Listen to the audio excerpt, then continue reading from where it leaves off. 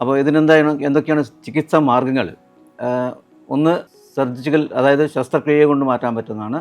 പിന്നെ ശസ്ത്രക്രിയ ഇല്ലാണ്ടുള്ള മാർഗ്ഗങ്ങളുമുണ്ട്. ശസ്ത്രക്രിയ ഇല്ലാണ്ടുള്ള മാർഗ്ഗങ്ങൾ എന്ന് വെച്ചാൽ ഇപ്പം ഈ പറയുന്ന എക്സസൈസസ് ആണ്. അതിൻ്റെ പേര് കീഗൽ എക്സസൈസസ്. അതായത് ഈ എക്സസൈസ് കൊണ്ട് ഈ പേശികളെ ശക്തി കൂട്ടുന്നതാണ്. പിന്നെയുള്ളതാണ് ലേസർ കൊണ്ട് ട്രീറ്റ് ചെയ്യാൻ പറ്റുന്നത്. അതായത് 2-3 പ്ലാസ്മ ലേസർ, എർബി യാഗ് ലേസർ, ഇങ്ങനെ മൊണാലിസ, ഇങ്ങനെയുള്ള ലേസർ കൊണ്ട് ചികിത്സിക്കാവുന്നുള്ള ഒരു ഇതാണ്. പിന്നെയുള്ളത് ശസ്ത്രക്രിയയാണ്. ശസ്ത്രക്രിയ നമ്മൾ ഉദ്ദേശിക്കുന്ന 2-3 തരങ്ങളിലുള്ള ശസ്ത്രക്രിയയുണ്ട്.